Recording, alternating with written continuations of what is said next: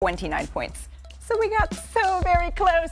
So far this season, 7 players averaging at least 30. You can see them all here. It is Luka, Steph, Donovan Mitchell, Giannis, Shai Gilgeous-Alexander, Jason Tatum, and Kevin Durant. That would be the most in a season in NBA history. And where is that leading us up to? Well, funny you ask. Scoring. It is up throughout the entire league. NBA teams are averaging 112.6 points per game this season, which is on pace to be the most in a single season since the NBA-ABA merger. That was 46 years ago. So I want to bring our entire panel into this conversation. Richard Jefferson, I don't know if you could see his shoes, but they're pretty fly. Well, Janae Agumake, Zach Lowe, Kendrick Perkins are going to be joining us in just a minute, along with Brian Windhorst. I mean, early returns on the season. Let's just start there, Rich. It has been amazing to watch. There's been so much quality basketball across the board, and there's some young names on that list too. Yes, sir. My young guy Ben Mathurin, like Lauri Markkanen. There are guys that you weren't expecting to see this, but there's been so many things. The take foul, Brian Windhorst talked about that. Honestly, I think players also are starting to get to a space of, like, think about all the condensed seasons you had for 3 years. We had for 3 years covering it. So I think now that people can get normal off seasons and can get their normal rest, I think you're seeing the quality of play increase. Let's narrow the focus just a little bit, because we had so much great basketball just last night. What stood out to you there? Yeah, you were and we were covering the Battle of LA. Ma'am. We had the Battle of New York. There were a lot of great storylines, but one that tends to fly under the radar, I don't know how they do that, but the reality is it's the Milwaukee Bucks, because no Drew Holiday, no Giannis Antetokounmpo. Hear that, Zach Lowe, and the Milwaukee Bucks in double overtime get the win over Shai Gilgeous-Alexander, who, mind you, by the way, was one of those guys you pointed with over 30 points. So the Bucks are just flying under the radar as the real championship contenders this season. Rich? What about the Nuggets? Can we talk about the Nuggets? Let's do it. Can we talk about the Nuggets a little bit? Just because. Give me a nugget on the Nuggets. No, but look, for 2 straight years, it was about their injuries. And yes, they had the MVP coming out of the bubble. They were so impressive, and there was so much, hope for the future. And then just the injury after injury. But now they got the MVP. He's balling. His team is playing well. They're starting to get a little bit of a rhythm, so the Western Conference should watch out. Zach Lowe, what do you think? What were you watching last night?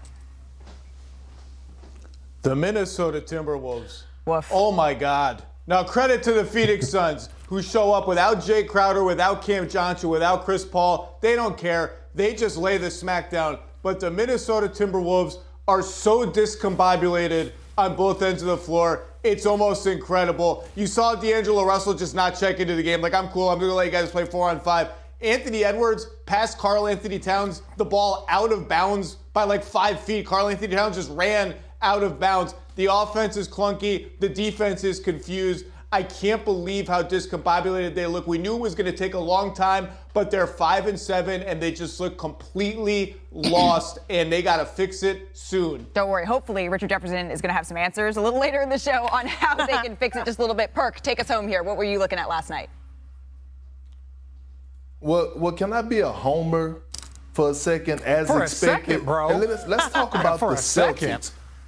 Always. Let's talk about the Celtics, right, and the Jays. And I ain't talking about the ones you put on your feet. I'm talking about Jaylen Brown and Jason Tatum, who is the best duo in the NBA, and they proved that last year. Yes, they didn't win the NBA championship, but we saw them at least get to the finals. And what they're doing right now, with everything that has been going on in the Celtics organization, their leadership skills, Jason Tatum averaging the 30-piece plus, Jaylen Brown 25 plus, but I'm looking at how they're mixing it up with the camaraderie, with how they're going about it, and they're going out there and handling business right now. So when I look at JT and JB, yes, they will be all-stars this season, but they're looking like a team that's on a mission to complete the mission that they didn't do last season. It's a beautiful thing to see, and I don't know, and it's not one yet. They have a lot of dangerous duos, but this is the best duo in the NBA right now as we speak.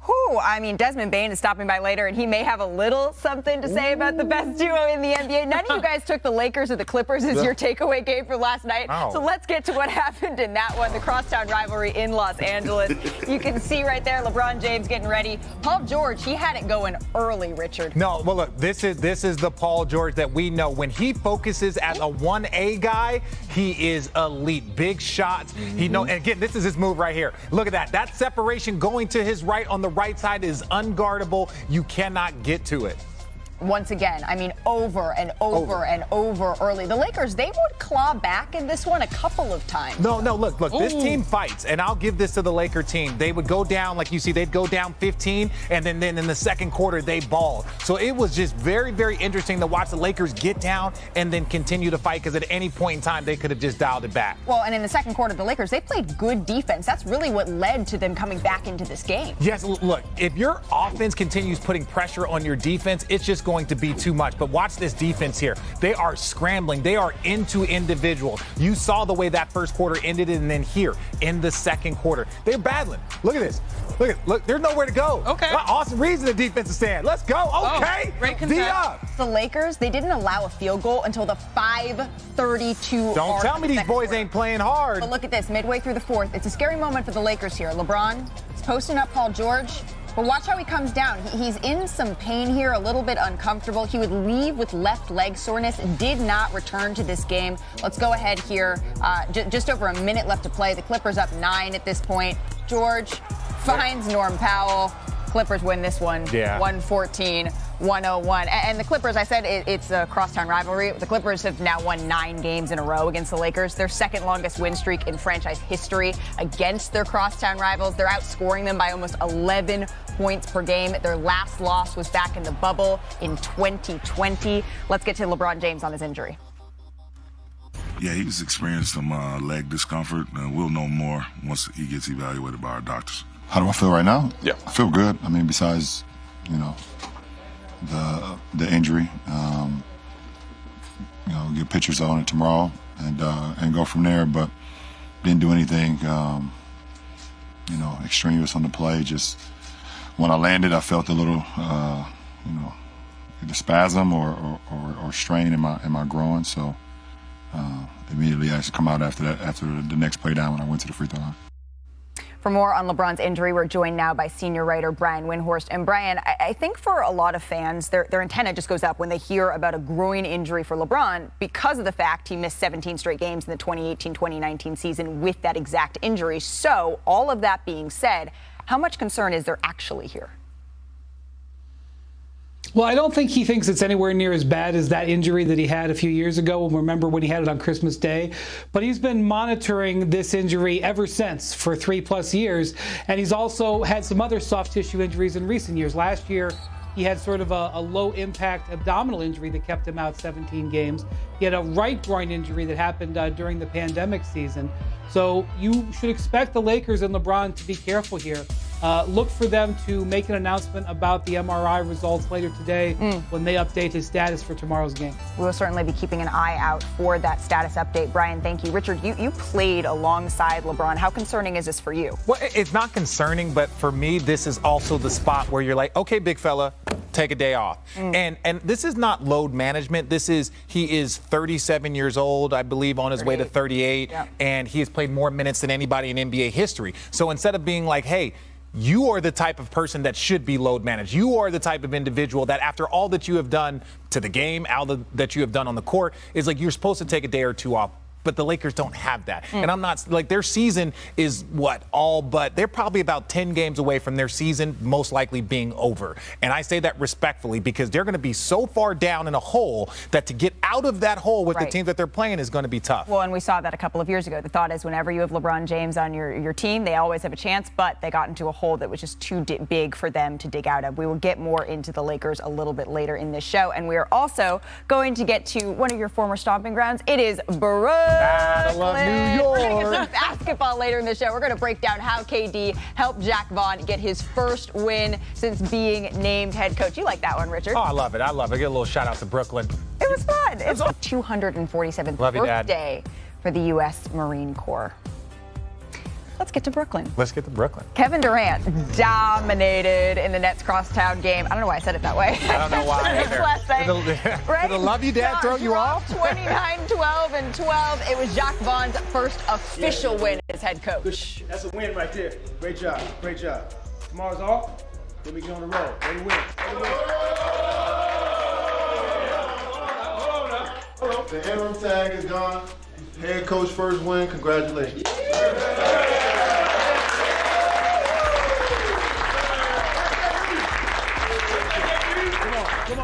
I was excited for him. I know the work that he puts in every day. I know how much he cares about the development of each player and his team as a whole. And looking forward to playing for him. You know, all the guys have responded to how he wants us to play. And, you know, so I'm looking forward to, you know, how we progress after this.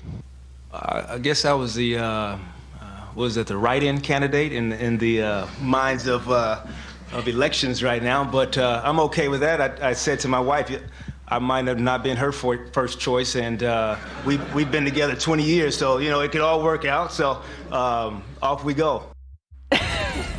So off we go. I love that. Here with Zach Big Perk, Nets legend Vince Carter. Before we dive into that game, Perk, you tweeted afterwards. Can you just take us through that tweet?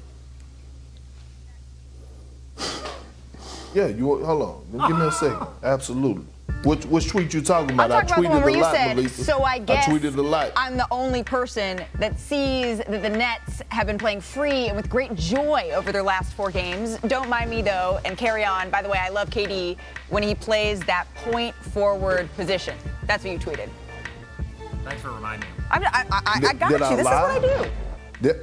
You did not mince words. I see know, no but lies. did I lie? No, I didn't tell one lie about it. Look, here's the thing. It's so much fun when you're going to work and you want to be there. That's what I'm seeing. That's what I'm seeing right now. Not only out of Kevin Durant, but the rest of the locker room. I'm liking the leadership that Jacque Vaughn is providing. You can tell the guys are embracing him. I'm seeing the energy on the floor, the high five, and the passion. And by the way, Kevin Durant goes back to being in the best player in the league conversation when he moved to that point forward position. We already know that he's a walking bucket. We all get that. But when his playmaking ability, when he's able to make plays for others around him and put guys in position to be successful and guys that are quote unquote not labeled superstars, it's a beautiful thing to see. And Kevin Durant is able to be the best version of himself. So I didn't lie. I didn't say one word wrong in that tweet. I didn't say you did. And I know, Zach, I see him over there emphatically nodding. You were actually in Barclays Center last night. What did you see from Durant running the Nets offense? Yeah, I hate to break it to Perk, but he's not the only one who noticed that the Nets are 3-1 since Kyrie was exiled from the team, and their only loss was a nail-biter in Dallas. And I was at Barclays last night. Let me tell you, they are having fun. You almost forget that there was like a whole thing going on. You almost forget that Ben Simmons is coming off the bench and no one is even talking about it. But Durant was extraordinary with the triple-double. Perk mentioned his playmaking. If we go to the tape, we're going to see how hard it is for him to do this, how much attention he's drawing. Look at this, around a pick. All 5 defenders, at least 4 of them there, have their eyes on Durant because teams are going to dare Edmund Sumner at the top, Royce O'Neal on the weak side, Nick Claxton down low. They're going to dare everybody but Durant to make plays. Here we go again. Look at that. That's a swarm around him. He's got to make the right decision every single time, and sometimes the decision is going to be, I'm Kevin freaking Durant. I can make that shot. The question is, when does the burden on him, the fatigue, when does that all become so overwhelming? Because again, look at this. The whole defense is just loading up on him, and these guys are going to have to make shots. They're going to have to shoot with confidence, and he's going to have to make a lot of shots like that. He can obviously do it, but man, oh man, is it hard work. And here, just a beautiful little slip pocket pass. You give him that space, he's going to hit Nick Claxton on the money with the bounce pass. This guy can do everything, and it's been fun to see him. Look at that. When have we seen that? In, I don't know, a year, 6 months? I don't even remember the last time. There was a switch on defense late in the game when the Nets were up by 27 points and Durant and Royce O'Neal, with the game totally decided, executed a switch perfectly, and KD clapped his hands so loud it echoed through the building, and you're like, man, this dude is up 27 and he's taking pleasure in executing a little bit of defense. The whole vibe is different. Will it last? They're going to need Seth Curry to play like that more. They're going to need Joe Harris to get back to form. They're going to need something from Simmons. But Perk is definitely not wrong. As much as I hate to say it, because I'd rather Perk be wrong, he's not wrong. Oh, well, I guess this culminates into something other than just Perk is right. My question is this a recipe that could push the Nets back to that Eastern Conference contender status, Vince? Well, yeah, like I said, let's talk about how and why this is happening. It's Kevin Durant. Both of those guys said that. Kevin Durant is committed and has bought into new coach, new voice, And how will this train move forward? Well, it's me coming to work every day doing my job. It's me making sure I'm not the vocal leader, so I lead by example. It's me going out there making sure I empower the guys around me, and he's done that. Yes, he's going to get his bucket, like both of those guys said. He's Kevin freaking Durant, but at the same time, he has to make the game easier for everyone else. Yes, it may wear him down, but this is like, at this point, this is the sacrifice KD is going to have to make for the Nets to win. And then after that, now everybody tends to believe around that organization. Everybody believes on the court. They believe, let me make sure I make shots when KD gets me the ball. Let me make sure I'm in position when they put 5 guys around me to make the game easier for KD. So it's the sacrifice now that can benefit KD and the Nets later. Well, and now it seems like everything's hitting at the right time because Brooklyn is about to start their West Coast road trip, and hopefully they can stay clicking because I want to see that when they come out here to Los Angeles. Hey, Perk, who did you say earlier that you thought was the best duo in the NBA? Oh, the Jays. Okay. And I ain't talking about the ones on your feet. The Jays, and you're not talking about in an OT win over the Spurs. Desmond, thank you for stopping by. Appreciate y'all having me. Appreciate it. Of course. You have just leveled up your shooting literally every single year. You made 44 threes this season alone. For context, that's more than Kevin Durant and Trae Young combined. When I say that, what does that make you think? Shoot, the work showing. All that work that I put in this summer, over the last course of a few years, I mean, it's showing. What does that work look like to you? It's a daily grind. I mean, it started, really 8th grade when I really decided that I wanted to dive into this basketball stuff. And, it's just skyrocketed. My habits, discipline, everything is just taking my game to the next level. John Morant was asked about your backcourt, and he said top 2 and not 2. What do you think of his assessment? I mean, that's for y'all to, y'all call it what y'all want. But, I ain't disagreeing with him for sure. I was going to say, that's not us calling it what we want. That's him. That's him shouting out you. Yeah, I mean, I think that, we can compete with any backcourt. I mean, I think that we've shown that, come May and June when we're, competing hopefully for a championship. I don't think that, they even going to have to ask the question anymore. I think that everybody just going to know. You all have 5 players shooting over 40% from 3 this year. Do I dare ask who the best shooter is on this team? What kind of question is that? Are you serious? All right, like what? I said, do I dare? Do I dare ask? They're in a competition in practice. How does this work in practice? Is everyone, I've seen you guys pulling out some stuff. Nah, everybody know what's going on around here. Everybody know who's holding it down for sure. Oh, there you go. I do want to bring in Zach Lowe into this conversation. I know he has been waiting all day to ask a question of you. Desmond Bane, 25 points a game. The threes everybody's mentioned. But what's also stuck out to me, 5 assists a game, running a lot more pick and roll. How much did you work on that this summer? And what is that work like? How do you decide I'm going to improve at that? I mean, that was the emphasis. I mean, that's pretty much all that I worked on, off the dribble, pick and roll, a little bit of all of that, and it's just reps. I mean, there was sometimes 5, 6 guys, video guys, some of my homeboys, TCU players, you name it. I was grabbing anybody and everybody and throwing them in a workout, show me some dummy defense just to, get some live reps. But, that was something that I really wanted to focus on this offseason. Richard Jefferson here. Desmond Bane, first of all, let me say congratulations on a great start to the season. One thing I want to talk about is accountability.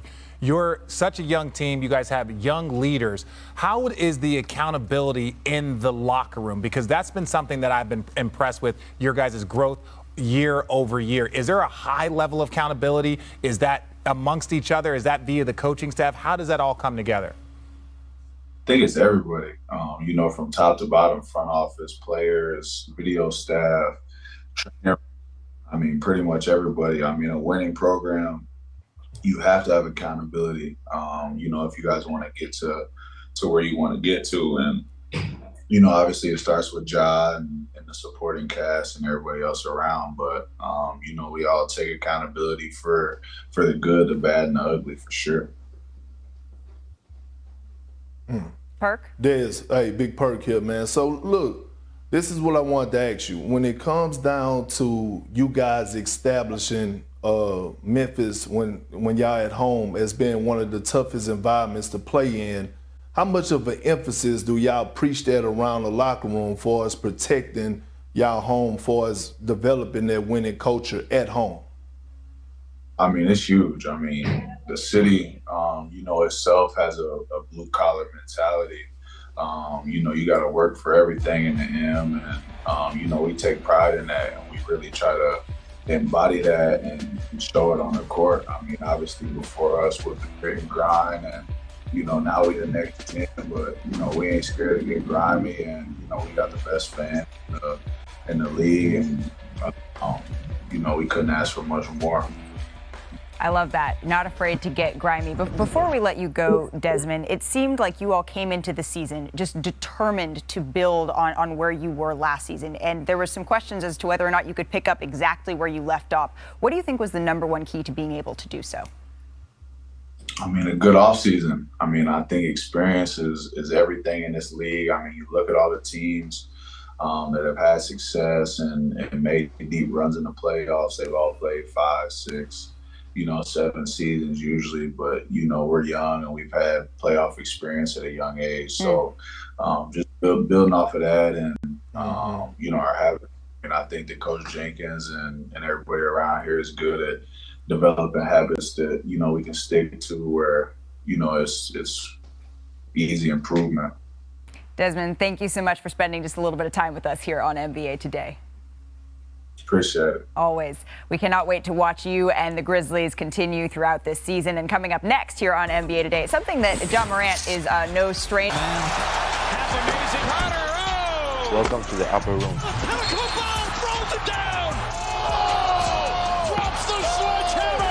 The upper room. What a ridiculous finish from Ja Morant. Let's go home, ladies and gentlemen. It's over. It's over. All right. You know what time it is. Vince, where are we headed? Where are we going? The upper room, yes, baby. Sir. That is where we're headed. We are going to the upper room. And just to remind our viewers at home, this is how this works. Vince Carter is going to pick the best dunk of the week. We, the mortals, are going to nominate considerations for Mr. Carter, and he can choose one, and I am determined to win. And if I lose, I'm going to be upset. Is everyone clear on the rules?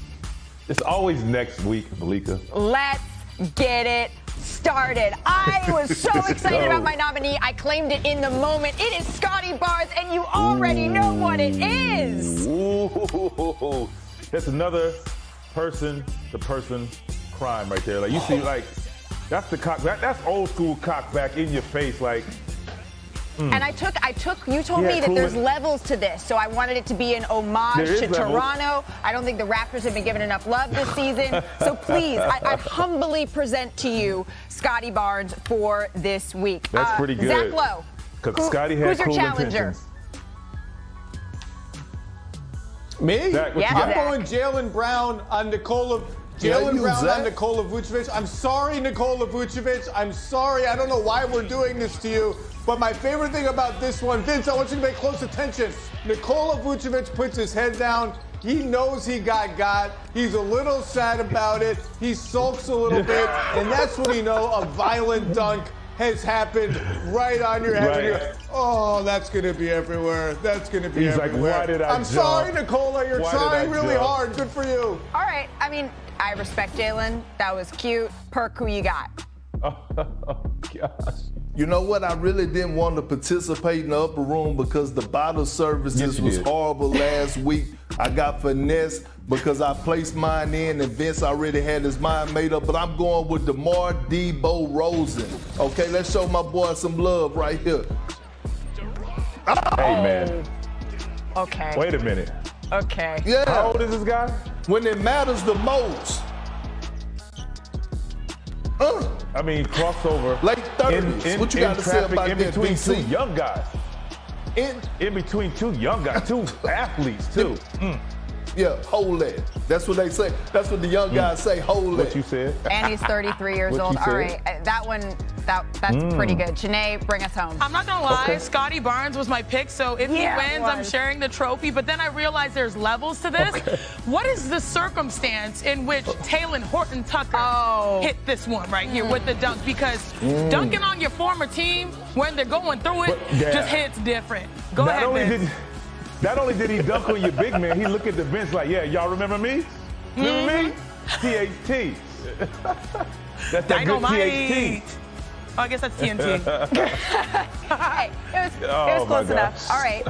Well, the nominees are in. Ooh, look at that. Now, that's a picture there. That's pretty. The nominees are in. Okay. I have butterflies in my stomach. See. Vince, who We got are the Scotty Velvet Barnes. Ropes opening for? Jaylen Brown, THT, Debo. All right. So it's time. The bottle service is already at the table. So security, would you please open the rope for Mr. Debo? DeMar DeRozan, baby. Welcome to the I can't even be mad. I can't be mad at this either. I can't even be mad. No, he deserves love. I want to be mad. Welcome to the upper room, baby. I wanted 33 this years win. old. I know you did. I can't be mad. I know you did. You know Put what? the sparkles on the bottles.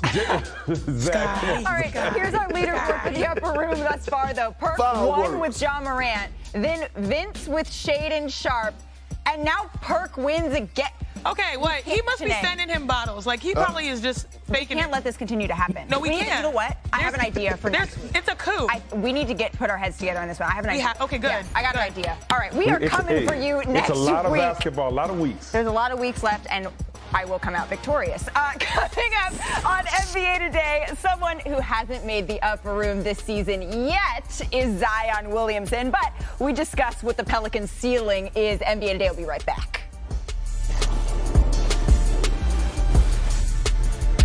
Quote, I told you guys that I don't believe in sharing hurtful information, and I'll continue to be that way. But Kyrie apologized, and he should be able to play. That's what I think. It's that simple. Help him learn, but he should be playing. What he's asked to do to get back on the floor, I think it's excessive. He's not that person that that's being portrayed of him. And anyways, back to my rehab session. Now, Kyrie was suspended by the Nets for at least 5 games, and that 5th game is this coming Saturday. So Richard, what is your reaction to what LeBron tweeted? Well, I was one of the first people that had to speak about the Kyrie situation because I was doing the Brooklyn Nets game after Joe Tsai had tweeted that.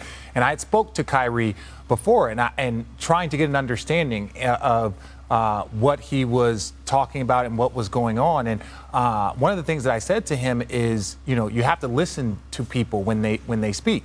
And I think this is a situation now where as much as we do need to listen to the Jewish community, because what he put out there, the film, the movie, we don't need to discuss it anymore. I think there was large portions of or the community was upset about it. And I think when you look at some of the list that was put out, not reported by ESPN, but there's a list put out of things that Kyrie needs to go down. And now the African American, the black community is feeling a certain way about that. And I think just like we have to listen to one community, I think we need to listen to the other community, our community. You have to listen to both sides because this is a communication thing. And what LeBron said about, hey, Kyrie's not that person. I don't believe Kyrie is that person. Not a lot of people believe Kyrie is that individual, but Kyrie has to do a little bit better job of communicating it. I think he could have handled this better, but ultimately there's a growing sentiment in the African American community, in the black community, that what is going on right now to Kyrie feels very, very old school, very example. And I understand why they feel that way. And so we need to listen and we all need to communicate better in this situation. Yeah, you mentioned, Richard, communication, and the other word is also education and allowing someone the opportunity to have such experience. I think what Kyrie did, he acknowledged was a mistake, and there are consequences to a mistake like that. But he did eventually issue an apology, and you think about it, that public media storm that came thereafter was a cause of his mistake, and that was a cause that he created. But I also do think that the multiple steps that were listed for him to return to court, is more so due to the public nature of it than what is actually happening when a player and an organization or a player and a team have an issue. It's more due to that public outcry and being disappointed in what this situation was versus what the actual process of honoring a player that is to be able to play actually is. And so I look at this, Kyrie apologized. I agree with Richard. Both communities feel a type of way, but it all centers on, is Kyrie educating himself? And we have heard that he spoke to Adam Silver. We have heard that he hopefully intends to play and make this right, better. But I do think it starts with education and allowing professional athletes to not feel castigated when they're in circumstances where they've made mistakes. Well, and the sentiment that LeBron is sharing here, right, is that he feels that this is excessive. So, Brian, you've covered LeBron for a long time. What is the significance of him sharing this? Yeah, so this is part of a trend now. Jaylen Brown gave an interview to the Boston Globe a couple of days ago, saying some of these same sentiments, speaking as a member of the leadership committee of the Players Union, that there needs to be steps taken to allow Kyrie to come back.